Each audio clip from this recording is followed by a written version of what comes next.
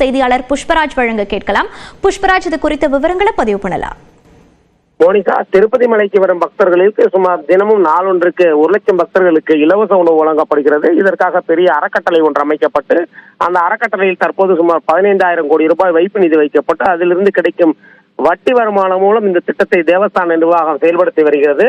இந்த நிலையில் ஆந்திராவில் ஆட்சி மாற்றம் ஏற்பட்ட பின் இலவச உணவின் தரத்தை மேம்படுத்த வேண்டும் என்று ஆந்திர முதல்வர் சந்திரபாபு நாயுடு உத்தரவு பிறப்பித்திருந்தார். அதன் அடிப்படையில் இலவச உணவு திட்டத்தில் பல்வேறு மாற்றங்கள் செய்யப்பட்டு தற்போது சுவையான உணவு வழங்கப்படுகிறது. அதன் ஒரு கட்டமாக பக்தர்களுக்கு கூடுதலாக ஏதாவது வழங்க வேண்டும் என்று முடிவு செய்த தேவஸ்தான நிர்வாகம் மசால் வடையை இலவச உணவுடன் வழங்க முடிவு செய்தது. அப்படி வழங்கும் போது தினமும் 35,000 வடைகளை தயார் செய்ய வேண்டிய நிலை ஏற்படும் என்பதால் அதற்கு தேவையான அடிப்படை வசதிகள், உட்கட்டமைப்பு வசதிகள், மனித ஆட்கள் சேர்க்கை ஆகியவை பணிகள் நடைபெற்றன. இந்த நிலையில் இன்று முதல் பக்தர்களுக்கு இலவச உணவுடன் மசால் வடை வழங்கும் திட்டத்தை தேவஸ்தான அறங்காவலர் குழு தலைவர் BR நாயுடு இன்று திருப்பதி மலையில் உள்ள அன்னதான கூடத்தில் சிறப்பு பூஜைகள் நடத்தி துவக்கி வைத்தார். அதன் பின் செய்தியாளர்களிடம் பேசிய அவர், இந்த திட்டத்தின் மூலம் மாதம் ஒன்றுக்கு சுமார் 10 லட்சம் மசால் வடைகளை தயார் செய்ய வேண்டிய அவசியம் ஏற்பட்டுள்ளது. இதற்கு தேவையான அனைத்து அடிப்படை வசதிகளும் ஏற்பாடு செய்யப்பட்டுள்ளன. இந்த திட்டத்தை தொடர்ந்து முதல்வர் சந்திரபாபு நாயுடு உத்தரவு அடிப்படையில் தொடர்ந்து நிறைவேற்றுவோம் என்று அப்போது தெரிவித்தார். மோனிகா, விவரங்களை பதிவு செய்தமைக்கு நன்றி புஷ்பராஜ்.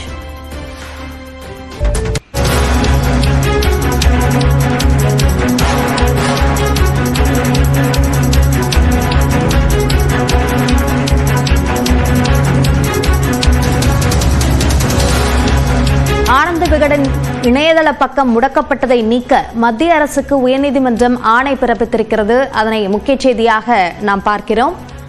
ஆனந்த விகடனின் இணையதள பக்கம் முடக்கப்பட்டதற்கு பல்வேறு கண்டனங்கள் எழுந்த நிலையில் அது சார்ந்த வழக்கில் உத்தரவு பிறப்பித்திருக்கிறது சென்னை உயர்நீதிமன்றம். அந்த வகையில் அந்த முடக்கத்தை நீக்க வேண்டும் என்று மத்திய அரசுக்கு உத்தரவிட்டுள்ளது சென்னை உயர்நீதிமன்றம். கூடுதல் விவரங்களை நம்முடைய செய்தியாளர் மதனிடம் கேட்கலாம். மதன், உயர்நீதிமன்றம் என்னென்ன உத்தரவை பிறப்பித்துள்ளது? அமெரிக்க அதிபர் டொனால்டு டிரம்புக்கு அருகில் பிரதமர் நரேந்திர மோடி சங்கிலியால் கட்டப்பட்ட நிலையில் அமர்ந்திருப்பதை போன்ற ஒரு கார்ட்டூன் சமீபத்தில் அந்த விகடனின் அந்த இணைய இதழான விகடன் பிளஸ் வெளியிடப்பட்டது. இந்த கார்ட்டூன் தொடர்பாக தமிழக பாஜக தலைவர் அண்ணாமலை கொடுத்த புகாரின் பேரில் அந்த விகடன் இணையதளம் கடந்த மாதம் 15ஆம் தேதி முடக்கப்பட்டது. இந்த நிலையில்தான் தொலைத்தொடர்பு துறைக்கு மத்திய தகவல் தொடர்பு அமைச்சகம் அளித்த அந்த பரிந்துரையின்படி விகடன் பத்திரிகை இணையதளம் இந்தியாவில் முடக்கப்பட்டதாகவும் தெரிவிக்கப்பட்டது. இதை எதிர்த்து சென்னை உயர்நீதிமன்றத்தில் அந்த நிறுவனம் சார்பில் வழக்கு தொடரப்பட்டது. அந்த வழக்கு தான் இன்று காலை நீதிபதி பரத சக்கரவர்த்தி முன்பு விசாரிக்க வந்தது.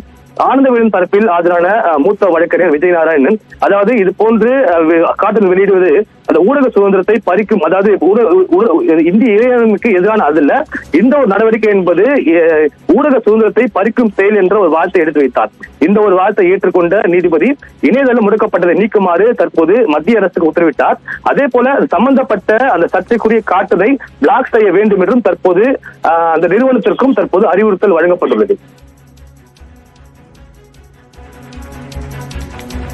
விரிவான விவரங்களுக்கு நன்றி மதன்.